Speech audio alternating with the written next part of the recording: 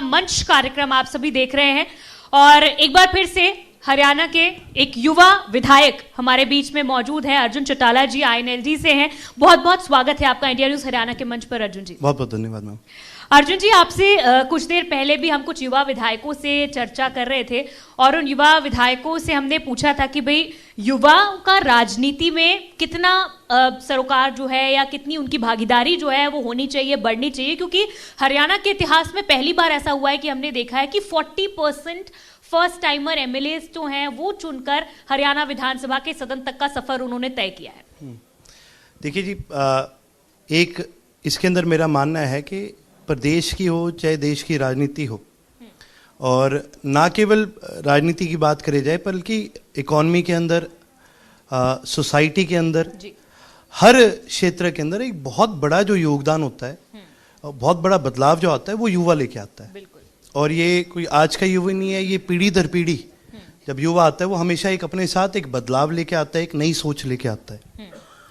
उसी प्रकार से जब विधानसभा में अब की बार मैं गया और अपने दाएं बाएं देखता हूँ, तो हालांकि हम एक संगठन के नहीं है, लेकिन फिर भी इस बात की खुशी बड़ी होती है कि और युवा चेहरे भी हैं जो कहीं ना कहीं शायद इस प्रदेश को आगे ले जाने के लिए राजनीति से हट करके अपनी पीढ़ी की जो सोच है, जो हमने नई सीख ली है, जो हमने दुनिया देखी है, क्योंकि हमारी जो पीढ़ी है वो ऐसे समय में हमने ग्रो अप कराया कि घर घर के अंदर टीवी आ गए थे, इंटरनेट आ गया था। हमारे पिताजी जब युवा होया करते थे तब इंटरनेट भी नहीं होता था, तो चिट्ठियाँ जाया करती थी। इन्फॉर्मेशन लेना, इन्फॉर्मेशन हासिल करना बड़ा मुश्किल था। आज के दिन तो ज़माना ऐसा है कि सारी इन्फॉर्मेशन आपके फिंगर टिप्स पे।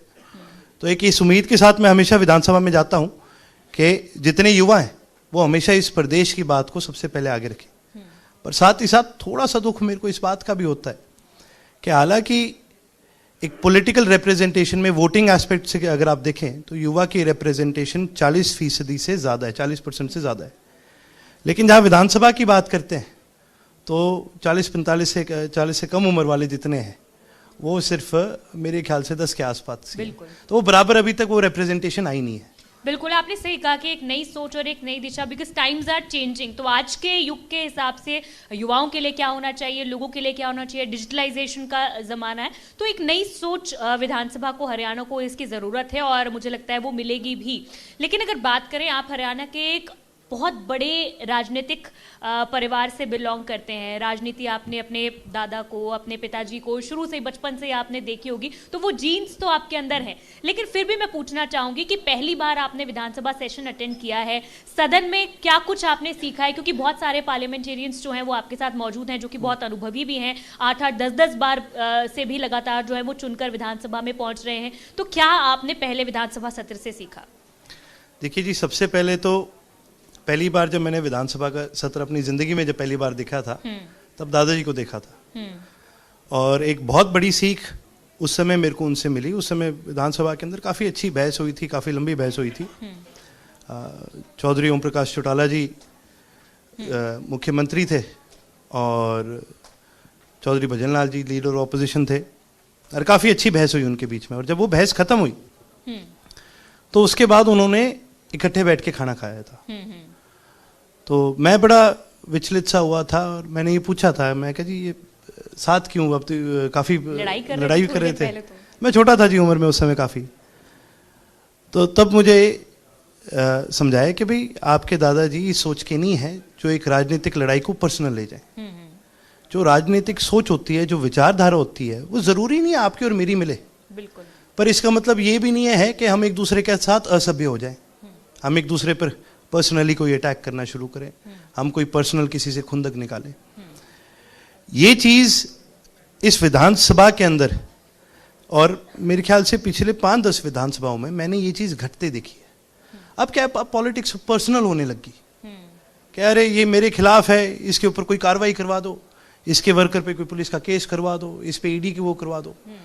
अब चीज़ें पर्सनल होने लगी, क्योंकि कहीं ना कहीं जो एक सही दिशा में हमें जाना चाहिए था उस दिशा से हम टूटने लगे। और वही चीज़ जब आपने पूछा कि अब की बार विधानसभा में मैंने अलग क्या देखा, तो जब इन युवा चेहरों को देखा तो एक मुझे विश्वास है कि जो आने वाली पीढ़ी है, आज नए जो हैं नौजवान साथी हैं, 12-13 हम आए हैं, जी अगली बार 22-23 होंगे, बिल्कुल। किसी दिन 50-60 भी होंगे, चाहे किसी भी दल में हो। और महिलाओं की भागीदारी, और महिलाएं भी तो होंगी, बड़ी, बिल्कुल क्योंकि होंगी। बिल आ चुका है। हाँ, बिल भी आ चुका है और पिछली बार से बड़ी है, महिलाओं की बिल्कुल, भागीदारी बड़ी महिलाओं है। की भागीदारी भी बिल्कुल बड़ी। मेरी उम्मीद है कि दोबारा वो समय आएगा विधानसभा के अंदर, कहीं ना कहीं अब की बार भी मुझे उम्मीद होती है, और ये भी उम्मीद है कि दोबारा वो समय आएगा जब राजनीतिक विचारधारा अलग हो सकती है, पर इसका मतलब ये नहीं है कि आप किसी का पर्सनल नुकसान करो और कहीं ना कहीं इससे प्रदेश का भी नुकसान करो, क्योंकि बहुत बार ये होता है कि अच्छा भाई वो बड़ा विरोधी है तो इसके क्षेत्र में काम नहीं होने देने, तो जी तंग कौन होता है? तंग तो आम जनता होती है, बिल्कुल बिल्कुल। परेशान तो वही होते हैं। अर्जुन जी, आपने तो दर्शक दीर्घा से लेकर विधायक की चेयर तक का सफर तय कर लिया और उसकी आपने एक झलक भी अपनी बातों से बता दी, अपने एक्सपीरियंसेस भी आपने शेयर किए हैं। लेकिन युवा होने के नाते युवाओं के लिए जो सबसे महत्वपूर्ण है वो है नौकरियां, भर्तियां।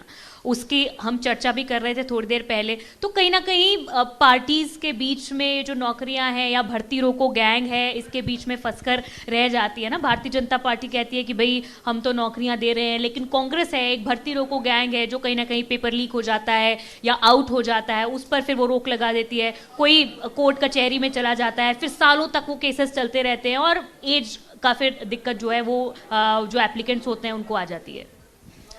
मैम, अगर कोई जेल से भागने का किसी कैदी को मौका मिल जाए और वो भाग जाए, तो गलती उसके कैदी की है या प्रशासन की है कि रोक नहीं सका प्रशासन? अगर पेपर लीक हो रहा है, पेपर लीक करने वाला तो बिल्कुल गलत है, मैं मान गया, लेकिन प्रशासन की भी तो गलती है कि आपने लीक होने कैसे दिया। भाई आपको अपना महकमा भी तो संभालना पड़ेगा, इसका मतलब। और ऐसा नहीं है कि हरियाणा में एक बार पेपर लीक हुआ है, लगातार होता रहा है जी। मेरे ख्याल से कोई ऐसा साल नहीं गया जब 2 केसेस मिनिमम ना आए। बीच में तो एक बार ट्रेंड सा बन गया था। मेरे खुद के सामने की बात है जी, कितने लड़कों को तो मैं जानता हूँ जो तैयारी कर रहे होते थे और जब पेपर का टाइम आता था मैं पूछा भाई कैसा रहा? क्या जी अब की बार हम नहीं दे के आए। मैं पूछा क्यों? कि जी लीक हो जाना है, कैंसिल हो जाना है, क्या फायदा, फिर आगे क्या कर लेंगे जी, बेटर तैयारी कर लेंगे। ये एक बहुत वही बात आ गई ना, ये एक दूसरे पर आरोप प्रत्यारोप, आरोप प्रत्यारोप, आरोप प्रत्यारोप। अरे कर भी लो कुछ। मैं आपको एक बड़ी सिंपल सी चीज बताना चाहूंगा, ये चीज विधायक बनने के बाद से मैंने देखी है, क्योंकि विधायक बनने के बाद आपके पास बहुत सारी ऐसी इन्फॉर्मेशन आती है जो शायद से आम जनता तक ना आती हो। तो अब सेशन में जाते हैं, सप्लीमेंट्री बजट भी आता है, सारी चीज आती है, सब चीज हम देखते हैं जी। अलग अलग डिपार्टमेंट्स होते हैं, कमेटीज होते हैं, मीटिंग में बैठते हैं। ऐसे ही हर जिले के अंदर एक मीटिंग होती है, कमेटी की मीटिंग होती है और एमपी चेयर करते हैं, उसके अंदर हर डिपार्टमेंट आपको जवाबदेही देता है।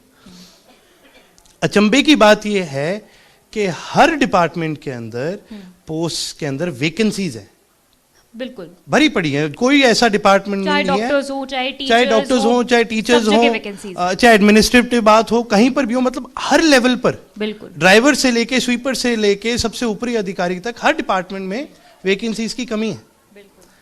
और बजट हर साल क्या है, बढ़ रहा है हमारा, बजट भी बढ़ रहा है, कर्जा भी बढ़ रहा है, ठीक है। प्रदेश के अंदर अगर आप अनएम्प्लॉयमेंट रेट देखेंगे अभी भी 34, 35, 38% के बीच में चले जा रहा है। तो घूम फिर के ठीक है भाई, सारी पॉलिसी अच्छी है, सारे पोर्टल अच्छे हैं, सारा कुछ बढ़िया ठीक है, पर घूम फिर के लास्ट में एक ही चीज तो सामने आज भी हुई है कि बेरोजगारी हटी तो नहीं, वैकेंसीज भरी तो नहीं। बजट पे पेश होता है, अब की बार भी सप्लीमेंट्री बजट आया, हर डिपार्टमेंट के अंदर कुल मिला के मेरे को लगता है 3-4 हजार करोड़ का बजट आगे पेश हुआ। फिर आपका बजट बढ़ रहा है और आपका कर्जा बढ़ रहा है, हर चीज बढ़ रही है। और हरियाणा के अंदर कोई रेवड़ी वाली सरकार तो है नहीं जो चीजें मुफ्त में बांट रही है, कोई भी ऐसी कोई रेवड़ियां नहीं है। तो फिर वो पैसा जा कहाँ आ रहा है, वो रोजगार क्यों नहीं आ रहा है? कोई मेरे को समझाए तो सही। इस पे कोई चर्चा ही नहीं करता, सरकार तो बिल्कुल ही नहीं करती। सरकार से आप पूछोगे कि जी इकोनॉमी का क्या हाल है, अरे कांग्रेस के टाइम में 20 साल पहले ऐसा था, इंदिरा गांधी ने इमरजेंसी कर दी थी। अरे भाई जाली कांग्रेस। बजट सेशन आ रहा है, आप उठाएंगे? मैं बिल्कुल उठाऊंगा। और मैं एक बात कहना चाहूंगा भाई, बार बार बीजेपी की तरफ से या सरकार की तरफ से मैं देखता हूं कि वो विपक्ष पे ये हमला उठा देते हैं कि भाई आपने ऐसा करे कर। अरे भाई जिन्होंने जैसा करा वो आज सत्ता में नहीं है, उनकी जवाबदेही नहीं रही है, अब आपकी जवाबदेही है। आप ये बात कह करके कि 40 साल पहले क्या हुआ था, आप अपने आप के अपने पाप तो नहीं धो सकते ना। जिसने वो पाप करे वो अपने आप धोएगा, आप अपनों का तो हिसाब दीजिए पूरा। ठीक है अर्जुन जी, अब थोड़ी राजनीतिक बात करेंगे। आईएनएलडी एक ऐसी पार्टी है जिसकी हरियाणा में लंबे समय तक सरकार भी रही है। सरकार से अगर हम पिछले टर्म की बात करें तो सदन में सिर्फ एक एमएलए का रिप्रेजेंटेशन था। अब 1 से 2 हो गए हैं, तो क्या आप इसे पार्टी का रिवाइवल मानते हैं?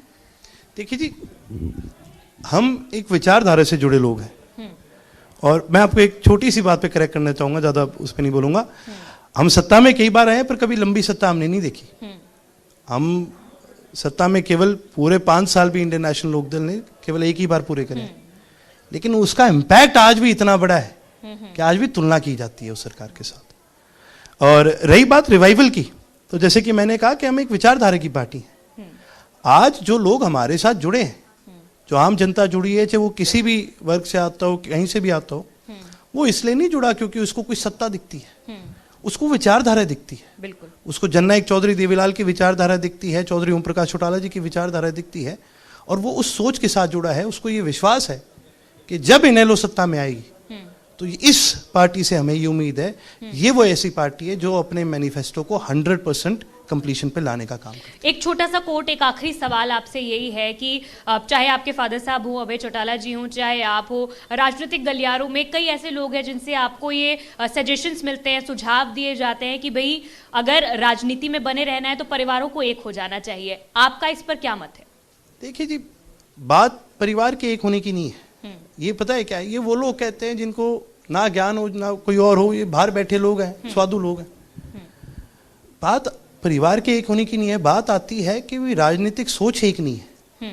भाई कोई भी राजनीतिक संगठन अगर आगे चलता है तो उसकी राजनीतिक सोच एक होनी चाहिए ना, बिल्कुल, तभी वो संगठन कामयाब होगा। अब हमारी राजनीतिक सोच ही नहीं मिलती, तो फिर उसका इलाज कोई बताए। भाई हम अपनी सोच नहीं बदलेंगे, ठीक है, हम नहीं बदलेंगे, क्योंकि हमने बड़े चोई साहब से सीखी है, चौधरी ओम प्रकाश चौटाला से सीखी है, चौधरी अभय सिंह जी से सीखी है। हम एक लाइन से चलते आए हैं, एक विचारधारा से जुड़े हुए आए हैं। इस विचारधारा को बदलना आसान नहीं है। जब आप बचपन से लेके बड़े होने तक आपके दिमाग में एक चीज रहती है, आप एक चीज देखते हो, आप एक अपना मन बनाते हो, आप एक फैसला करते हो, तो भाई क्यों आप उस फैसले को बदलो? आपका फैसला गलत नहीं है, ठीक है।